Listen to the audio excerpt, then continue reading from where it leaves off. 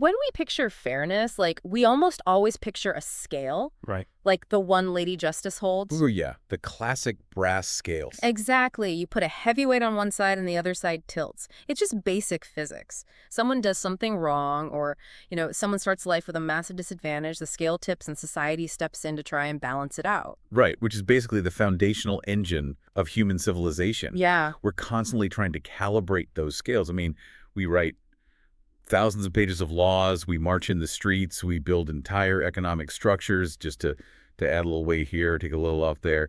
We are just obsessed with achieving that equilibrium. But imagine walking up to Lady Justice, looking right at her, and just smashing those scales on the concrete. Wow. Yeah, telling her, you know what, your entire premise is the problem. Because that is exactly what we are doing on today's deep dive. We are unpacking an incredibly provocative, highly charged essay written in October 2020. Yeah, this one is a lot to process. It really is. It's by an author named Zhu Feng, and the title alone is a sledgehammer to everything we just talked about. It's called, As People, We Should Not Pursue Justice and Fairness. Just right out of the gate with that title. Exactly. And we've designed this deep dive specifically for you, the listener, to extract the core arguments of this incredibly dense text and try to see the world through a radically different lens. But before we get into the mechanics of that lens, we need to lay down a very crucial ground rule for this discussion. Oh, absolutely. This is important. Because this source material contains extremely strong political, cultural, and societal opinions. I mean, it spans blunt critiques of China, Africa, Oceania, the United States, and various political ideologies. Right. So we need to be absolutely clear with you here. Right. We are not taking sides today. Not at all. We are not endorsing any of the viewpoints or the geopolitical critiques in this text. Our goal is strictly to impartially report and unpack the author's exact ideas as they appear in the source material. We are just acting as neutral guides to his philosophy. Neutral guides through some incredibly turbulent waters. Yeah, you can say that again. So let's start with his central, shocking premise. Human beings pursuing justice and fairness is a fundamental mistake. Right. Zhu Feng claims that after 20 years of building an organization called Lifechanyuan, he had this epiphany. He realized that the universe, or what he calls the Tao, is already perfectly fair. And this is where his philosophy just completely diverges from modern thinking. Mm-hmm. He is arguing that the baseline of the universe isn't chaotic or unjust, it's flawlessly balanced. Perfectly balanced. Yeah, therefore, any human attempt to create fairness is not just unnecessary, it actively generates the very trouble and inequality we're trying to prevent. Wait, let me get this straight. He's actually looking at systemic poverty and extreme global disparity and saying the universe is functioning correctly. Yes, that is exactly what he's saying. How does he possibly justify that without sounding just entirely detached from reality? Well, he brings up a very tangible example. He says, imagine someone living in a thatched house without even a bicycle, and they're looking at a guy in a sprawling villa driving a luxury car. Which feels pretty unfair on the surface. Right, but he demands that you look at the hidden side of the ledger. You are looking at a purely economic snapshot. Zhu Feng asks, is it unfair that the rich person in the villa is suffering from late-stage cancer or severe diabetes, and you aren't? Oh, wow. Yeah. If you are demanding strict, absolute fairness from the universe, he argues, you have to take the whole package. So you can't just pick and choose. Exactly. Should you also be locked in prison just because the rich person made a mistake and ended up there? Yeah. Should you demand a share of their tumor just to make things perfectly equal? That is a staggering way to frame it. He's taking the concept of equality to a literal extreme to highlight, the absurdity of cherry-picking what we want to be fair about. Precisely. Yeah. And to ground this, he uses a powerful cultural allegory, the Tang monk from the classic Chinese tale, Journey to the West. Oh, right. The monk who travels to get the sacred texts. Yeah. And the Tang monk achieves the ultimate spiritual goal. He becomes a Buddha. But he only achieves this after enduring tremendous, life-threatening hardships, demons, and suffering. Right. So Zhu Feng uses this to ask the reader, why do you feel it's unfair that you didn't reap the rewards of becoming a Buddha when you actively chose to hide in your comfort zone instead of facing those harrowing adventures? Okay, let's unpack this because I am struggling with it a bit. It's a tough concept. It really sounds like a cosmic balance sheet.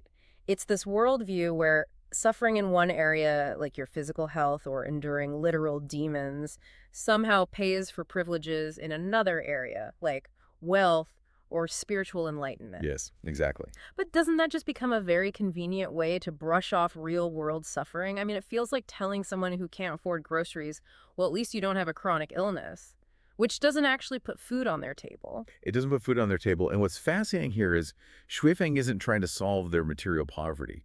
No, that's the crux of his philosophy. He is demanding a shift from a micro view of your own life to a macro view of the universe. In his foundational belief system, the ancestor of Buddha, or the greatest creator, has wronged absolutely no one, ever. So no one is a victim. Exactly. The universe operates on a rigid mechanism of spiritual and physical equilibrium. You are obsessing over the lack of a bicycle, but he is claiming to read the entire cosmic ledger. If you truly believe the universe is inherently flawless, then any perceived imbalance is simply human blindness to the whole equation.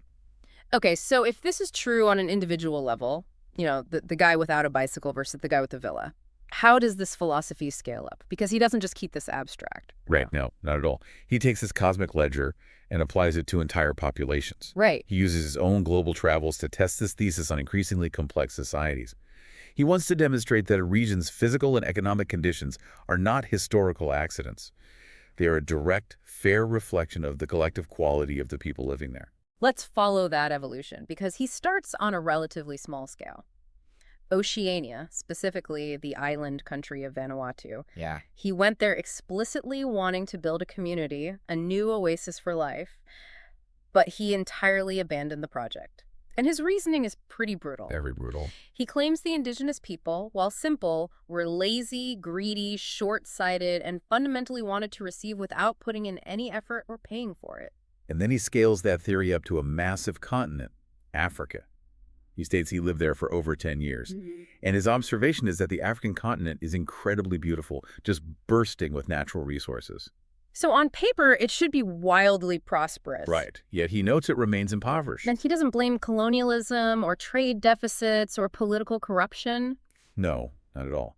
He places the blame entirely on what he calls a human problem. He claims that people there are too greedy, too keen on petty theft, and constantly want something for nothing. He's basically asking, how can a physical place not remain poor when the collective human energy acts like that? Exactly. And then he brings this framework to the ultimate test, a global superpower, China, the place he has lived the longest. And his critique here is the sharpest of all. Yeah, he really doesn't hold back. If he at least saw a raw simplicity in Oceania and Africa, he claims that in China that simplicity has been completely eradicated. He states that everyone from the hyper-modern cities down to the most isolated rural villages has become very shrewd. But wait, I have to push back here. It's one thing to talk about a cosmic ledger for an individual, but it's like he's diagnosing entire continents with a single personality test. That's exactly what he's doing. I want you, the listener, to consider how jarring that is. He is taking centuries of intricate geopolitics, the entire machinery of global economics, and waving it away by saying, nope, it's just because this massive group of millions of people is inherently shrewd. How does he justify completely ignoring systemic history? Because to Ria Feng, systemic history is an illusion. An illusion. It is merely the physical manifestation of collective human quality over time. The mechanism of his argument is actually very consistent, even if the generalizations are jarring. He is using these geographical examples to explicitly deny the existence of systemic inequality. Oh, I see. In his view, a region's prosperity or poverty isn't the result of external exploitation. It is perfectly fair, because outward reality acts as a flawless mirror to inward human quality. You cannot have a wealthy, thriving society if the internal ledger of the population is bankrupt. And that idea of a bankrupt internal ledger becomes incredibly specific when he pivots to international relations. The critique of China sharpens dramatically when he compares it to the West, specifically the United States. Right, this is where the essay steps into highly charged modern geopolitical territory. He accuses Chinese people of a very specific, devastating moral failure, fundamental ingratitude to their benefactors. He specifically targets the relationship with the U.S., and he lists out this massive inventory of American contributions to China.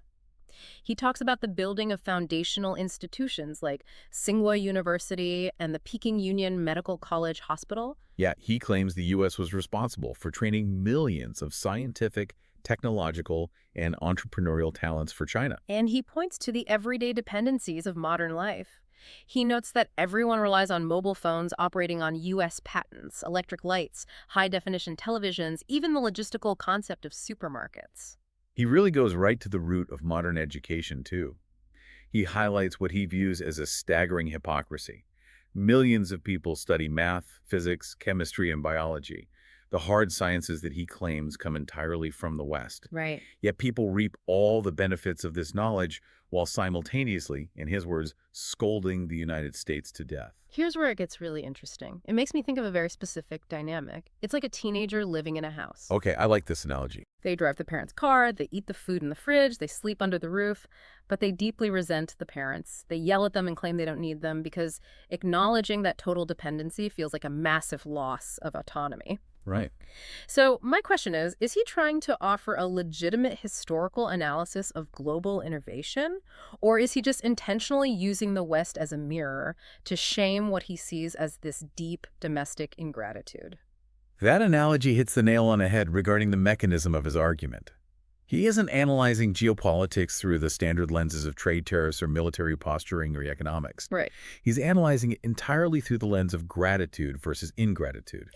For Juefeng, the anti-Western sentiment, he observes, isn't just ignorant, it is morally bankrupt. It is forgetting debts of gratitude. Which ties back to the ledger. Exactly. Remember the core thesis. Yeah. In a universe governed by a perfect moral ledger, that specific kind of massive collective ingratitude is exactly what tips the scale and brings about societal suffering. So global poverty and geopolitical friction are totally justified by this universal ledger.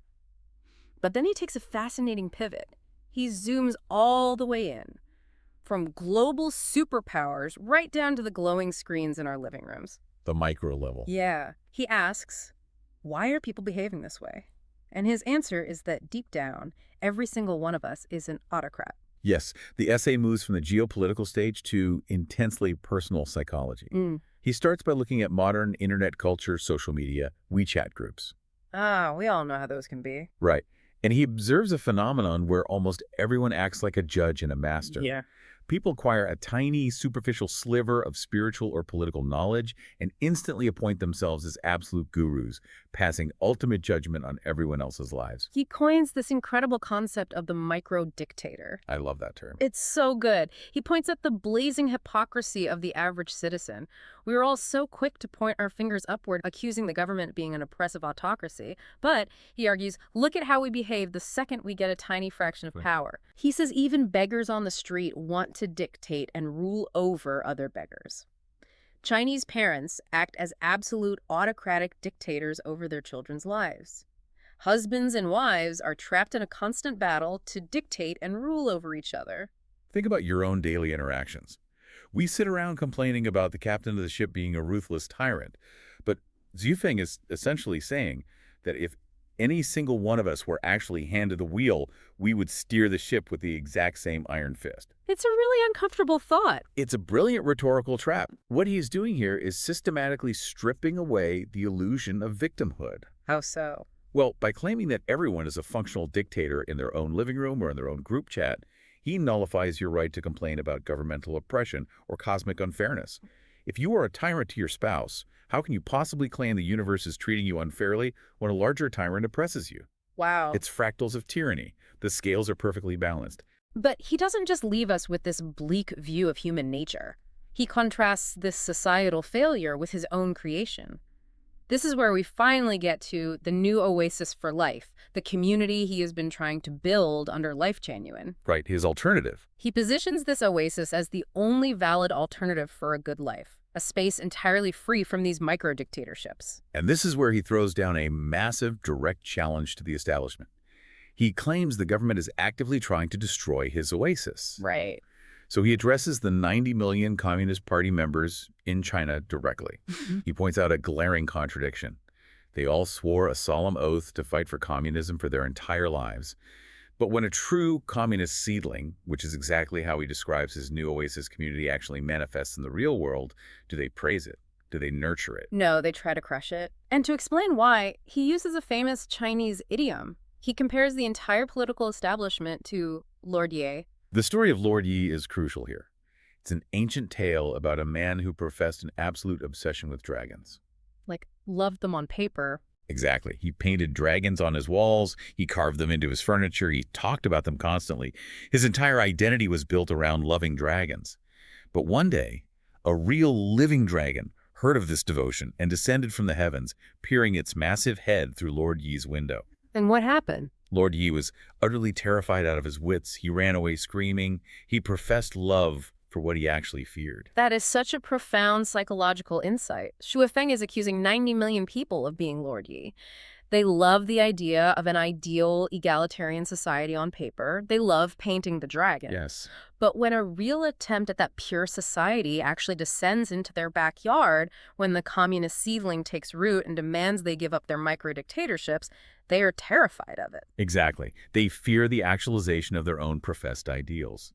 Because entering that oasis would mean surrendering the deeply ingrained human desire to be a micro-dictator. It would mean truly living the equality they only pretend to want. Which brings us to the final, sweeping conclusion of the essay.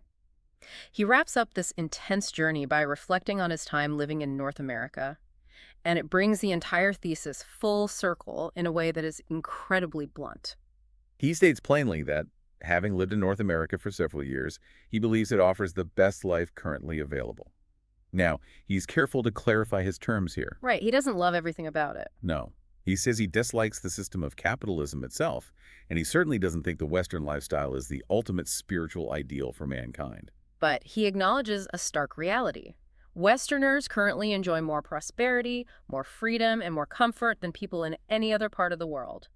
And staying entirely true to his core thesis, he insists this disparity is not unfair. That's the kicker. He claims it is strictly determined by people's quality.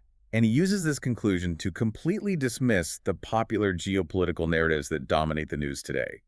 The trendy ideas about the decline of the United States or the inevitable rise of the East, the notion that the 21st century inherently belongs to China. Right. He views all of this as totally absurd. He uses very strong language, calling these theories mental masturbation and unrealistic dreams. He leaves us with a stark, uncompromising view of how history actually works. He concludes that every generation simply eats the bitter fruit left behind by the previous one. The inequities we face today cannot be magically escaped by changing economic systems, and true fairness cannot be manufactured by human hands or government policy. Because if you follow his logic to the very end, the greatest creator hasn't wronged any nation, any ethnicity, or any individual. The status quo, however harsh, however vastly unequal it may seem to our limited human eyes, is already perfectly mathematically just. It has been a wild, intense journey through this text today. It really has. We started with the jarring concept of a literal cosmic balance sheet where disease might perfectly balance out wealth. We examined the mechanism of testing this theory globally, looking at Oceania, Africa, and China to see how outward poverty might just be a mirror for collective human flaws. Yeah, that was a heavy section. We unpacked the geopolitical currency of gratitude and ingratitude. We dove into the psychology of the microdictator, realizing that our complaints about the world are deeply hypocritical if we rule our own living rooms with an iron fist. Right. And finally, the assertion that human attempts to force fairness are entirely pointless because the universe's ledger is already balanced. It's a philosophy that strips away all external blame. It challenges the very foundation of modern social activism, demanding that we look entirely inward at our own quality for the root cause of any external suffering. So, what does this all mean? As we wrap up, I want to leave you, the listener, with a completely different angle to ponder as you go about your day. Okay, let's hear it. If we were to actually accept Shuofeng's premise that the universe is a flawless, perfectly balanced equation where every disadvantage is already offset by a cosmic advantage, what happens to the human drive for progress? Oh, that's a great question. Right. If perfect fairness is already achieved, does human innovation stop? Think about it. If a terrible disease is simply the universe balancing a spiritual ledger, then is the scientist working late in a lab to cure that disease actually disrupting the cosmic balance? Wow. Does this pursuit of ultimate metaphysical acceptance require us to abandon the very innovations, the medicines, the technologies, the social safety nets that actually alleviate human suffering? Does our constant drive to fix the world blind us to the lessons we are supposed to be learning from our present reality? It's the ultimate paradox. Does trusting the perfection of the universe require us to stop trying to perfect our own world? Is something heavy to chew on? Thank you for joining us on this challenging perspective-shifting deep dive. Keep questioning your own assumptions, keep looking at the hidden sides of the ledger, and we'll see you next time.